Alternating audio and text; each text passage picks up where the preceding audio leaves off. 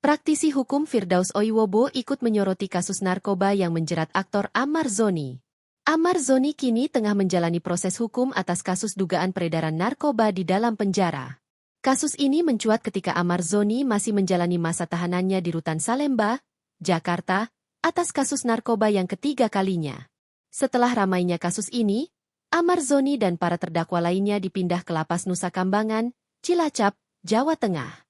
Soal pemindahan itu, Firdaus Oiwobo merasa miris dengan apa yang dialami oleh mantan suami Irish Bella itu. Melihat kasus yang menjerat Ammar Zoni, Firdaus menilai tak pantas sang aktor ditempatkan di Nusa Kambangan. Mengingat Lapas Nusa Kambangan merupakan lapas yang diketahui paling ketat dan menyeramkan di Indonesia. Nggak pantaslah, orang maling-maling kecil ini ditaruh di Nusa Kambangan, kata Firdaus, dikutip dari YouTube Intens Investigasi, Jumat, 24 Oktober 2025. Pengacara kelahiran Juli 1976 ini juga menyoroti nasib Ammar. Selain mendapatkan hukuman penjara, kata Firdaus, nama baik Ammar kini juga ikut jatuh lantaran disamakan dengan seorang penjahat kelas kakap.